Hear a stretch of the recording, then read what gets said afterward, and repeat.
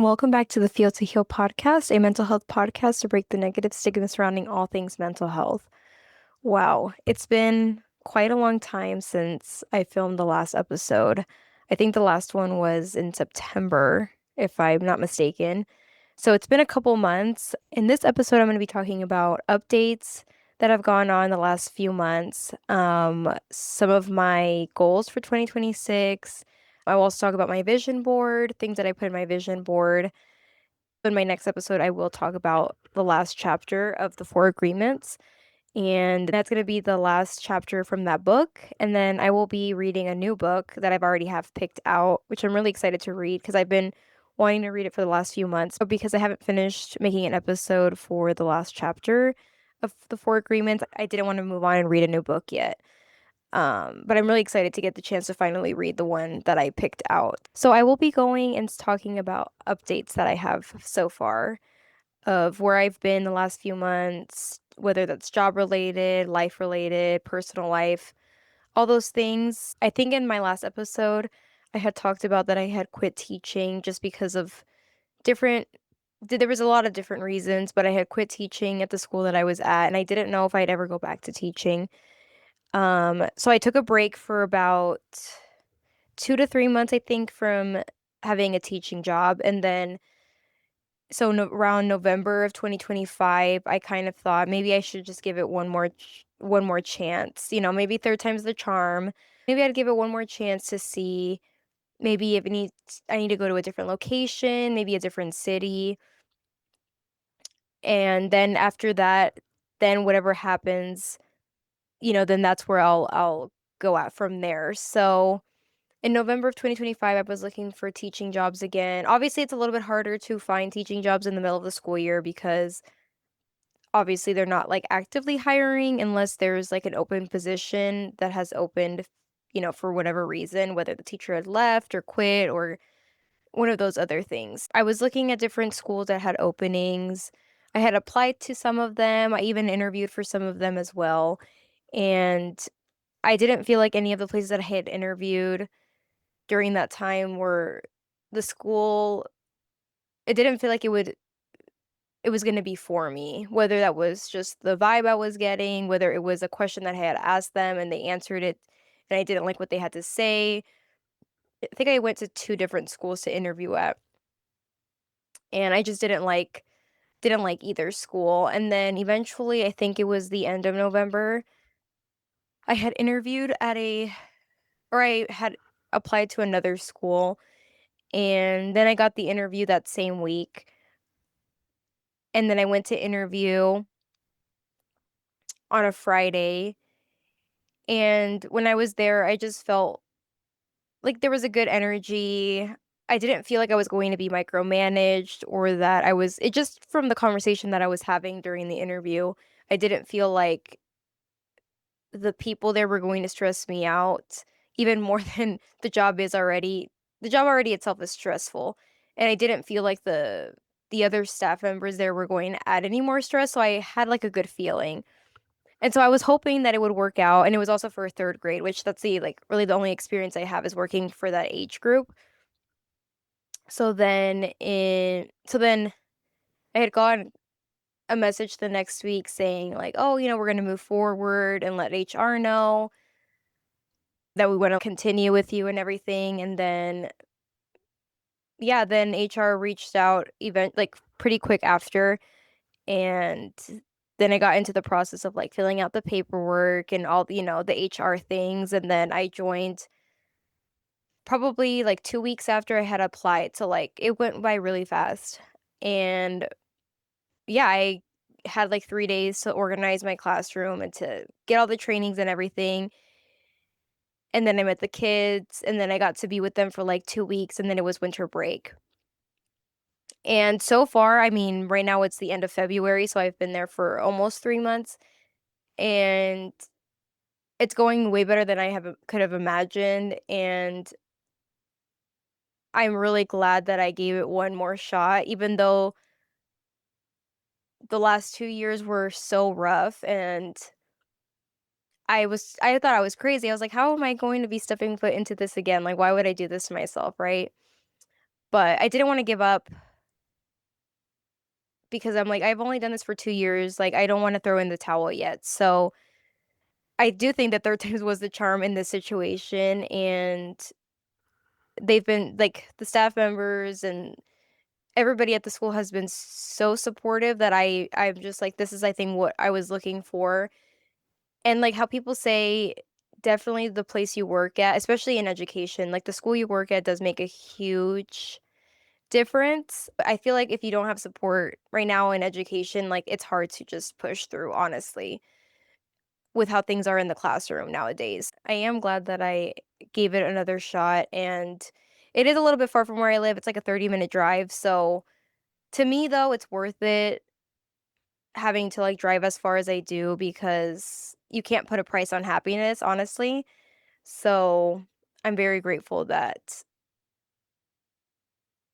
I do f and I even feel like the stars aligned for it the way that it did, for how it all played out, and I'm not gonna get into all the details because it's just too much of a story, but I do feel like the way it played out, it was, like, meant to happen.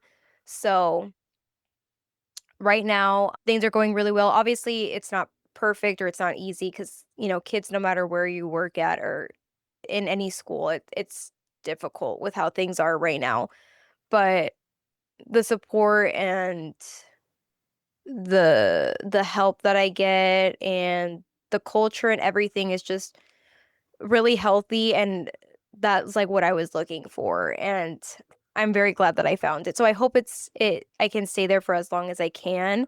I am planning on staying there next year. Right now it's not 100% certain, but I'm like 99% sure I'm still gonna be doing 3rd grade next year. Yeah, I'm like, next year being 4 years of teaching, I'm like, "Where's the time going?" It's going slow and fast at the same time. So it's like, it feels like, oh, I feel like I've been doing this for like 20 years now, but also 4 years feels like I blinked and it also flew by. So it's kind of fast and slow at the same time. Yeah, so I'm excited to see where things go next year now that I kind of know some of the people there and I know where things are located in the school and how they do things.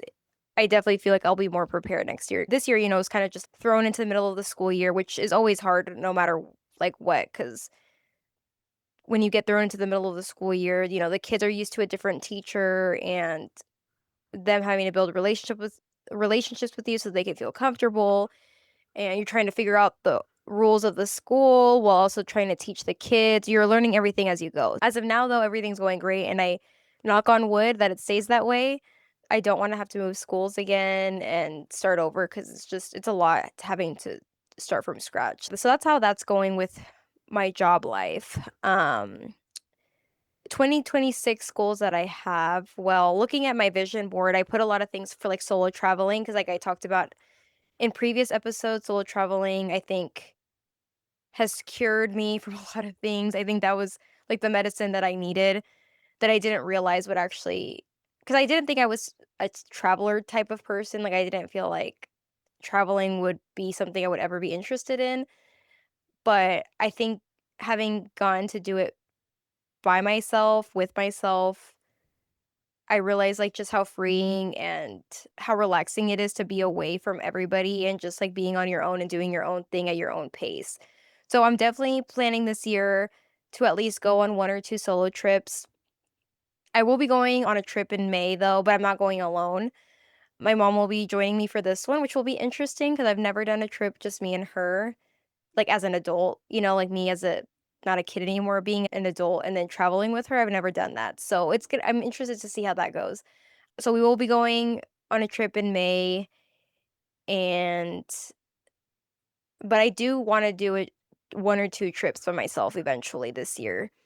Um, I'm still trying to decide on a couple different states that I wanna go to. There's just so many different locations. Right now, I'm sort of more focusing on going to different states before I jump to, like, different countries just because I kind of wanna visit, like, all 50 states, and so far, I've only been to 6 states. So, I kind of wanna do as many states as I can before trying, because I really wanna go to Canada, like, that's one of my places on my bucket list to go to Canada. Um, I definitely probably won't be able to do all 50 states, like, anytime soon. So I definitely will probably try to go to Canada eventually in, like, the next few years.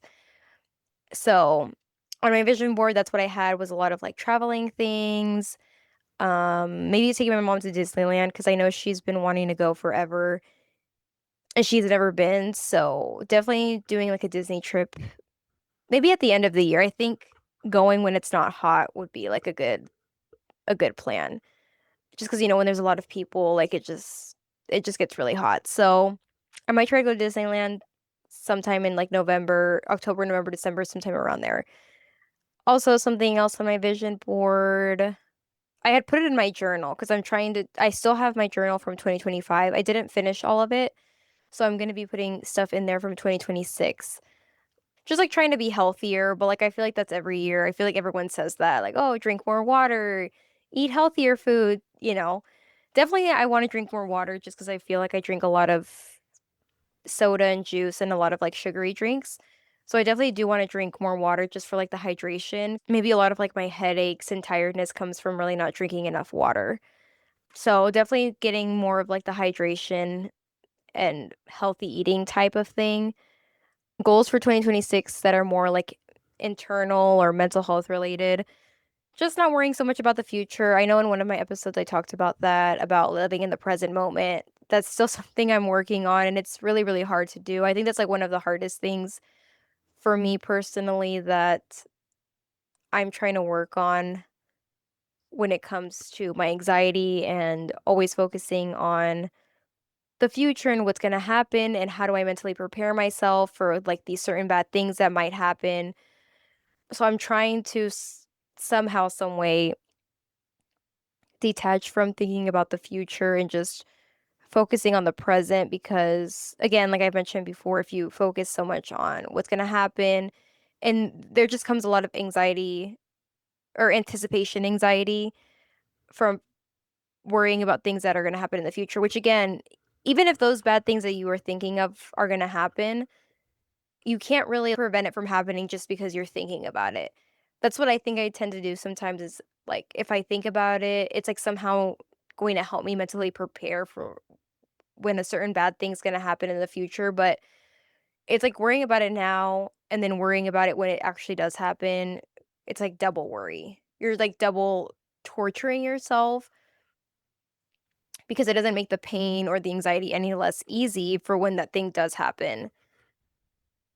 It doesn't lessen the pain of it.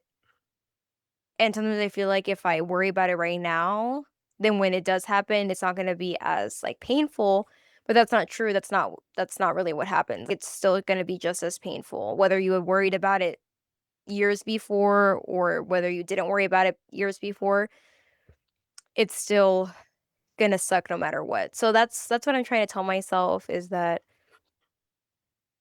there's no point in me worrying about things that are gonna happen in the future because even if those stressful or bad things happen during, years from now, me thinking about it or worrying about it right now isn't going to make it any less stressful. It's not gonna make it suck any less. So that's like the number one thing I'm trying to work on when it comes to my mental health is just living in the present moment and focusing on what's happening right now and not what's gonna happen 5, 10, 15 years from now. I just wanted to give you guys an update of everything that's happened the last few months and like a short summary. In my next episode, I'm going to be talking about the last chapter from the Four Agreements, and then I'm going to be going into a new book and reading that with all of you. So look forward to the next episode that I'm planning on releasing soon, and I'll see everybody next time.